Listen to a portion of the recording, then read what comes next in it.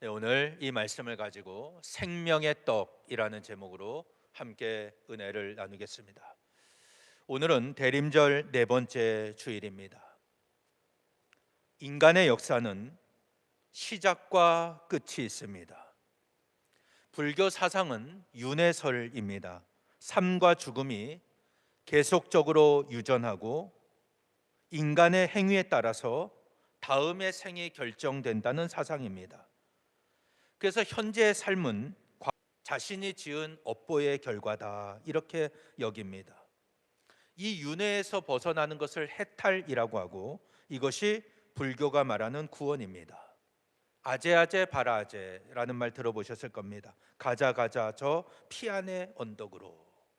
이게 불교의 주된 원리입니다. 그러나 성경의 가르침은 다릅니다. 하나님이 천지를 창조하시고 흙으로 인간을 지으심으로 인간의 역사는 시작됐습니다. 미생물이 진화해서 인간이 된 것이 아니라 하나님이 하나님의 형상대로 인간을 지으셨습니다. 그래서 우리 모든 사람에게는 하나님의 형상, 하나님의 이미지가 담겨 있습니다. 하나님은 영으로 존재하는 분이시기 때문에 우리 인간의 눈으로는 하나님을 볼 수가 없습니다. 영으로 볼 때만이 신령한 세계를 볼 수가 있습니다. 신앙생활하면서 믿음의 눈이 열린다, 영의 눈이 열린다, 이것은 하나님의 은혜이고 축복입니다. 오늘 예배하는 여러분들에게 믿음으로 영의 눈이 열리시기를 축원합니다. 영의 눈이 열리면 주님의 음성을 듣게 됩니다. 그리고 하나님의 뜻을 분별하는 지혜가 생깁니다. 우리는 이 대림절 기간을 보내면서 다시 오실 주님을 기다리고 주님 맞을 준비를 하고 있습니다. 이 주님 맞을 준비는 우리가 매 순간마다 해야 되는 겁니다. 대림절 기간만 하는 것은 아닙니다. 그러나 우리가 육신의 한계 속에 살아갑니다.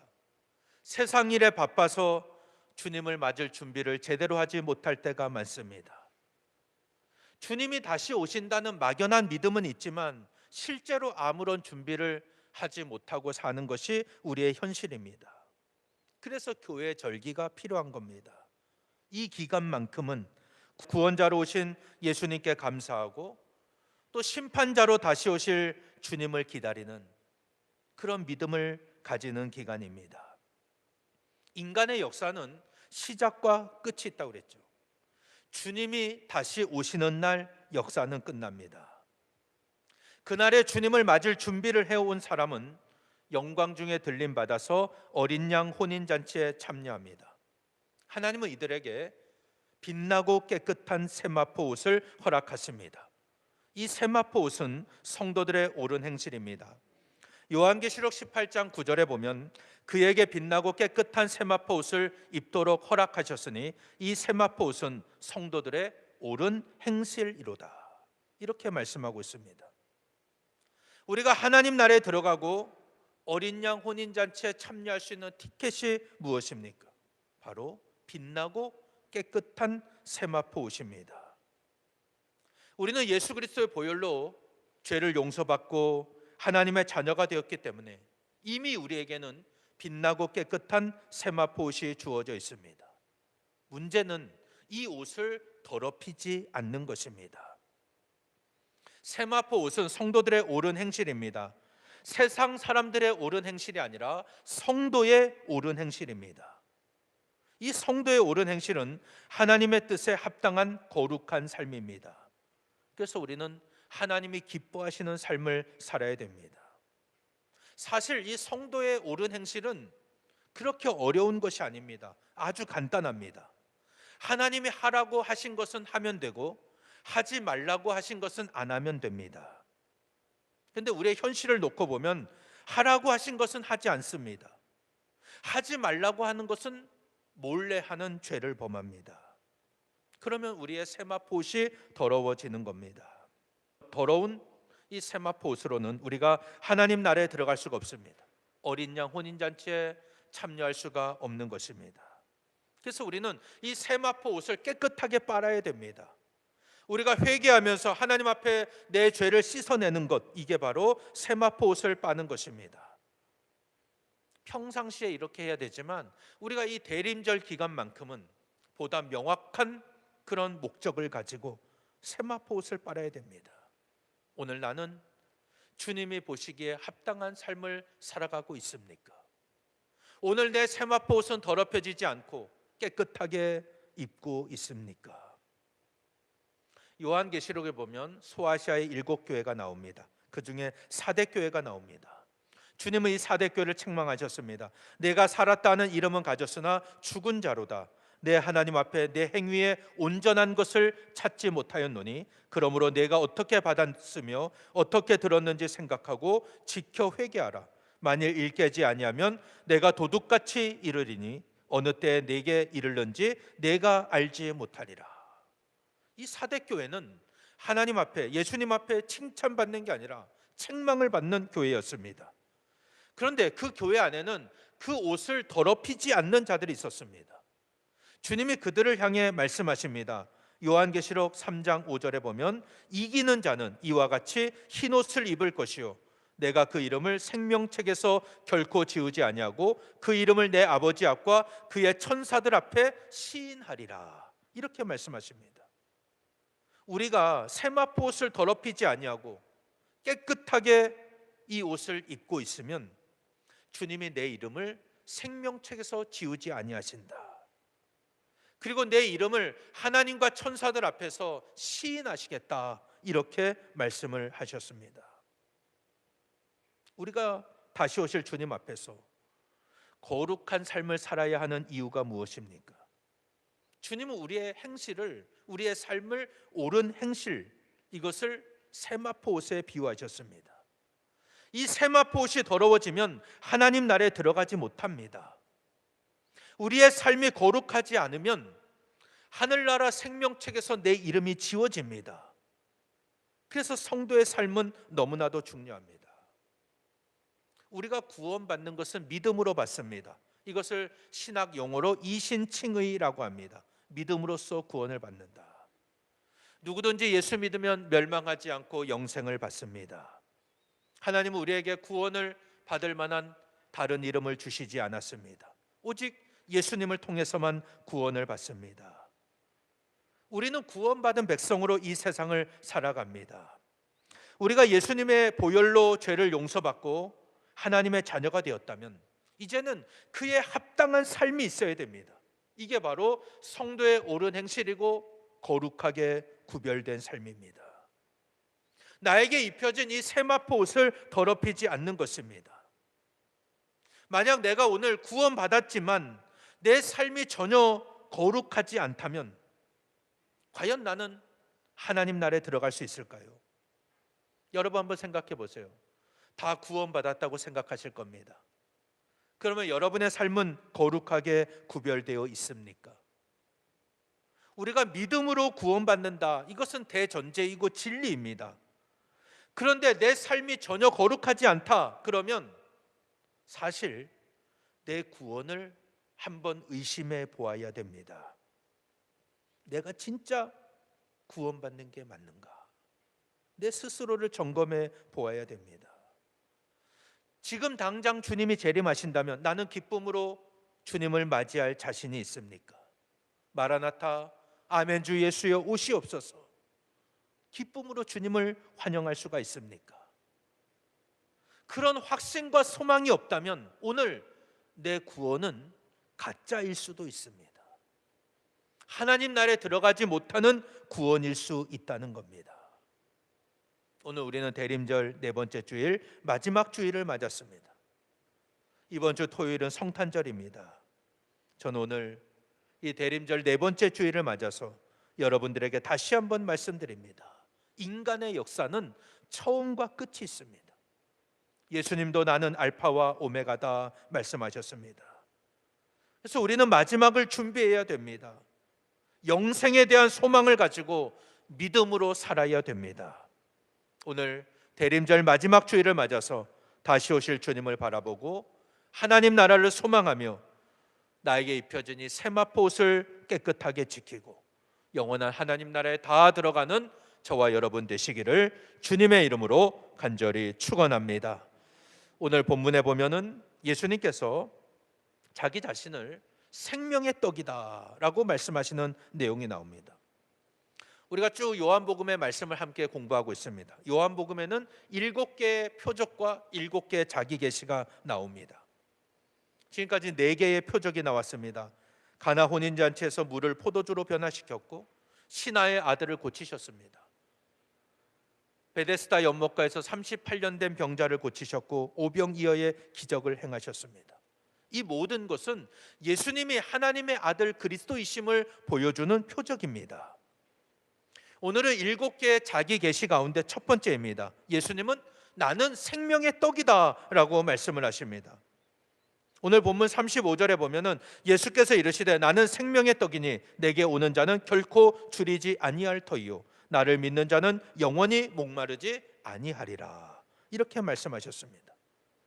예수님은 자기 자신을 생명의 떡이라고 말씀하십니다. 예수님이 이 앞부분에서 오병이어의 기적을 행하시자 많은 사람이 예수님을 따라다녔습니다. 찾아다닙니다. 예수님은 그들이 억지로 임금 삼으려는 줄 아시고 혼자 산으로 떠나셨습니다. 그런데도 이들은 포기하지 않습니다. 계속 주님을 찾아왔습니다. 그들이 주님을 찾은 이유가 예수님이 그리스도이심을 믿고 예수님의 이름을 통해 구원을 얻고 영생을 얻기 위함이 아니라 떡을 먹고 배불렀기 때문입니다. 그래서 주님이 그들에게 말씀하십니다. 썩을 양식을 위하여 일하지 말고 영생하도록 있는 양식을 위하여 하라, 이렇게 말씀하시니까 그들이 묻습니다. 어떻게 해야 하나님의 일을 할 수 있습니까? 예수님은 하나님께서 보내신 일을 믿는 것이 하나님의 일이니라 말씀하십니다. 그들이 또 묻습니다. 우리가 당신을 보고 믿을 수 있는 표적이 무엇입니까? 우리 조상들은 광야에서 만나를 먹었는데 당신은 우리에게 무엇을 주겠습니까? 이렇게 묻고 있습니다. 그때 예수님이 모세가 너에게 하늘에서 준 떡이 아니라 내 아버지께서 하늘로부터 떡을 주시나니 하나님의 떡은 하늘에서 내려 세상에 생명을 주는 것이다, 이렇게 말씀을 하십니다. 그러자 그들이 주여 이 떡을 우리에게 주소서, 항상 우리에게 주소서. 그때 하신 말씀이 내가 생명의 떡이다, 이 말씀을 하십니다. 이 사람들이 예수님을 찾은 목적이 무엇입니까? 떡을 먹고 배불렀기 때문입니다. 예수님이 오병이어의 기적을 행하신 것은 하나님의 아들 그리스도이심을 보여주신 겁니다. 그러면 이것을 체험하고 경험했다면 예수님이 그리스도이심을 믿고 주의 말씀에 순종하고 예수님이 주시는 영원한 생명에 관심을 가져야 됩니다. 이게 올바른 자세입니다. 그러나 그들은 그렇지 못했습니다. 이제 예수님만 따라다니면 앞으로 먹고 살 걱정은 안 해도 되겠다, 이런 생각을 한 겁니다. 이 사람을 우리의 왕으로 세우면 로마의 압제로부터 우리를 해방시켜 줄 것이다. 백성들은 일하지 않고 먹고 사는데 전혀 문제가 없겠다, 이런 생각을 한 겁니다. 그래서 아주 집요하게 예수님을 찾아다닙니다. 그러나 예수님은 오병이어의 사건 후에 생명의 떡에 대한 말씀을 하십니다. 예수님이 행하신 이 기적, 물고기 2마리와 보리떡 5개, 이것을 먹은 사람들은 다시 배가 고픕니다. 다시 배고플 수밖에 없어요. 그것은 예수님이 누구이신지 보여주는 표적이지 참된 양식은 아닙니다. 그럼 참된 양식은 무엇입니까? 참된 양식은 바로 예수님입니다. 내게 오는 자는 결코 줄이지 아니하고 나를 믿는 자는 영원히 목마르지 않는다, 이렇게 말씀하셨습니다. 내가 하늘에서 내려온 것은 내 뜻을 행하려는 것이 아니다. 나를 보내신 이의 뜻을 행하는 것이다. 나를 보내신 이의 뜻은 내게 주신 자 중에 내가 하나도 잃어버리지 않고 마지막 날에 다시 살리는 것이다. 내 아버지의 뜻은 아들을 보고 믿는 자마다 영생을 얻고 마지막 날에 내가 다시 살리는 것이다, 이렇게 말씀하셨습니다. 예수님은 자기 자신이 누구인지 분명하게 말씀하시면서 이 땅에 오신 목적도 말씀하십니다. 이게 첫 번째 자기 계시예요. 내가 누구인지를 보여주신 겁니다. 나는 생명의 떡이다. 예수님의 생명의 떡이라는 말씀은 예수님을 통해서만 영원한 생명을 얻을 수 있다는 뜻입니다. 우리가 영생을 얻을 수 있는 다른 길은 아무것도 없습니다. 오직 생명의 떡이신 예수님을 통해서만 얻을 수가 있습니다. 그래서 요한복음 6장 53절에서 55절에 보면 인자의 살을 먹지 아니하고 인자의 피를 마시지 아니하면 너희 속에 생명이 없느니라. 내 살을 먹고 내 피를 마시는 자는 영생을 가졌고 마지막 날에 내가 그를 다시 살리리니 내 살은 참된 양식이요 내 피는 참된 음료로다. 이렇게 말씀하셨습니다. 우리가 예수님의 살을 먹지 않고 예수님의 피를 마시지 않으면 진정한 생명, 그것이 영원한 생명이 우리에게 없다는 말씀입니다. 우리가 예수님의 살을 먹고 예수님의 피를 마시면 영생을 가지고 또 마지막 날에 다시 살아난다, 이렇게 말씀하십니다. 그래서 예수님의 살은 참된 양식이고 예수님의 피는 참된 음료입니다. 이 말을 액면 그대로 받아들이면 굉장히 엽기적인 말씀입니다. 예수님의 살을 먹고 피를 마신다. 이 말씀이 의미하는 것은 뭐냐면 앞으로 있을 십자가의 사건을 말씀하신 것입니다. 예수님이 인류의 구원을 위해 십자가를 지시고 그 위에서 찢기신 이 몸이, 육신이 바로 예수님의 살이고 그 십자가에서 흘리신 피가 바로 예수님의 보혈입니다. 그래서 인자의 살을 먹고 인자의 피를 마신다는 것은 예수님의 십자가의 죽음과 부활을 믿고 인정하는 것입니다. 이것은 예수님에 대한 믿음을 의미합니다. 예수님과의 연합을 의미합니다. 그래서 56절에 보면 내 살을 먹고 내 피를 마시는 자는 내 안에 거하고 나도 그의 안에 거하나니, 이렇게 말씀하셨습니다. 우리가 예수님을 그리스도로 고백하면, 주님을 믿으면 주님이 내 안에 거하십니다. 나도 주님 안에 거합니다. 그래서 내가 주님과 함께 연합됩니다. 이 말은 주님의 죽음이 바로 나의 죽음이고 주님의 부활이 나의 부활이다, 이런 의미가 되는 것입니다. 그래서 우리가 예수 믿고 구원받는다, 이것은 단순한 지적인 결단이 아닙니다. 지적인 깨달음이 아닙니다. 예수님과 완전히 연합되는 것입니다. 내가 예수님 안에 거하는 것입니다. 예수님이 내 안에 거하시는 겁니다. 그러면 어떤 상황에서도 우리는 주님과 동행하는 삶을 삽니다. 우리가 이 코로나로 인해서 성찬식을 제대로 하지 못했습니다. 근데 성찬식도 이것을 기념하는 것입니다. 떡을 떼는 것은 우리를 위해서 몸이 찢기신 그 주님의 살을 기억하는 거예요. 기념하는 겁니다. 포도주를 마시는 것은 주님이 흘리신 보혈을 기념하는 것입니다. 이것은 상징적인 행동입니다. 나를 위해서 십자가에서 몸이 찢기고 피를 흘리신 그 주님을 기억하며 그 은혜를 감사하는 예식입니다.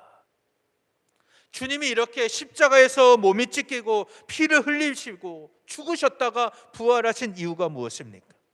바로 우리에게 영원한 생명을 주시고 우리를 구원하시기 위함입니다. 요한복음 6장 39절 40절에 보면은 나를 보내신 뜻은 내게 주신 자 중에 내가 하나도 잃어버리지 아니하고 마지막 날에 다시 살리는 이것이니라. 내 아버지의 뜻은 아들을 보고 믿는 자마다 영생을 얻는 이것이니 마지막 날에 내가 이를 다시 살리리라 하시니라. 주님은 이렇게 말씀하셨습니다. 예수님을 이 땅에 보내신 하나님의 뜻이 무엇입니까? 예수님께 주신 자 중에 하나도 잃어버리지 않는 거예요. 다 구원하는 것입니다. 그리고 마지막 날에는 다 살아나는 것입니다. 살리는 거예요. 예수님은 그 일을 위해서 이 땅에 오셨어요. 그렇다면 하나님께서 오늘 우리에게 원하시는 게 뭡니까? 하나님이 허락한 모든 백성들 다 예수 믿고 구원받기를 원하십니다. 그리고 세상 마지막 날에 다 살아나기를 원하신다는 겁니다. 우리가 부활하여 하나님 나라에 들어가기를 원하십니다. 그게 하나님의 뜻입니다. 그래서 마지막 날에 다시 살아나는 것이다, 이걸 두 번이나 강조하여 말씀하십니다. 이게 최종 목적이기 때문이에요. 그 일을 위해서 주님이 이 땅에 오셨고 십자가에 못 박혀 죽으신 겁니다. 주님이 언제 오실지는 아무도 모릅니다. 오직 아버지만 아십니다. 하나님만 아셔요. 아들도 모르고 천사도 모릅니다. 주님이 언제 오실지는 아무도 모르지만 반드시 다시 오십니다. 우리는 믿음으로 깨어 있어야 됩니다. 주님이 오시는 날에 우리가 살아있다면 우리는 죽음을 보지 않고 영광 중에 주님을 맞이할 것입니다. 이게 최고의 영광일 거예요. 성도가 죽음을 보지 않고 예수님을 만난다. 얼마나 큰 영광입니까? 그 영광이 우리에게 주어질지는 모르지만 그건 주님만 아십니다. 아버지만 아시지만 그날을 준비하는 여러분 되시기를 바랍니다. 예수님의 생명의 떡이심을 믿고 예수님의 살을 먹고 예수님의 피를 마시는 자는 영생을 얻습니다. 영생을 얻는 거예요. 그리고 마지막 날에 주님이 다시 살리십니다. 우리가 다시 오실 주님을 바라보고 살다가 하나님의 부르심을 받으면 우리 육신은 이 땅에서 장사되고 우리 영혼은 낙원으로 갑니다.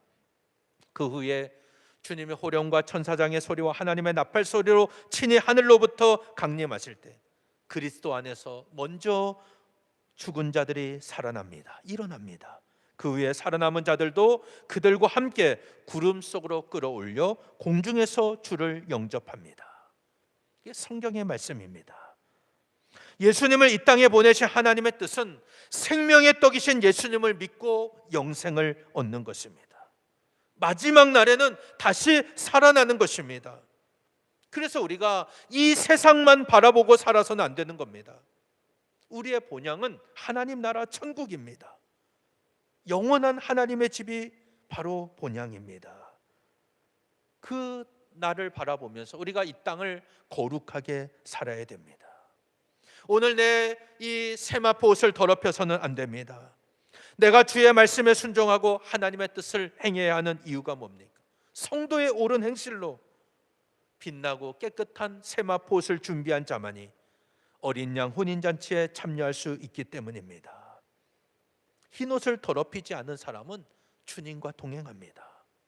예수님은 그 생명책에서 이름을 결코 지우지 않고 하나님과 천사들 앞에서 시인하겠다, 이렇게 말씀하셨습니다. 사랑하는 여러분, 오늘은 대림절 네 번째 주일 마지막 주일입니다. 여러분은 무엇을 바라보고 이 땅을 살아가십니까? 예수님은 썩을 양식을 위하여 일하지 말고 영생하도록 있는 양식을 위하여 하라. 그 양식이 뭡니까? 나는 생명의 떡이다. 예수님은 자기 자신을 그렇게 계시해 주셨습니다. 우리가 이 생명의 떡을 먹어야 영생을 얻습니다. 인자의 살을 먹지 않고 인자의 피를 마시지 않으면 내 속에 생명이 없습니다. 그래서 우리는 주님의 살을 먹고 주님의 피를 마셔야 됩니다. 예수 그리스도의 십자가의 죽음과 부활을 믿을 때 우리는 온전히 주님과 연합될 수가 있는 겁니다. 예수님의 죽음이 바로 나의 죽음입니다. 예수님의 부활이 나의 부활입니다. 우리가 이것을 믿으면 다시 주님이 다시 오시는 날 우리는 영광 중에 다시 살아날 줄로 믿습니다. 우리 모두 이 대림절 네 번째 주일을 맞아서 다시 오실 주님을 믿음으로 바라보고 생명의 떡이신 예수님과 하나 되는 여러분 되시기를 축원합니다. 우리가 예수님과 하나 되면 성도의 옳은 행실이 나오는 거예요. 우리의 삶이 거룩해집니다. 내 안에서 역사하시는 성령의 능력으로 우리는 거룩한 삶을 살아갑니다. 내 세마포 옷을 더럽히지 않아요. 우리가 어린 양 혼인잔치에 참여할 수가 있습니다. 우리 모두 신랑 되신 예수님이 다시 오실 때 거룩한 삶으로 기름을 예비하여 등불을 들고 주님을 맞이하는 저와 여러분 되시기를 바랍니다.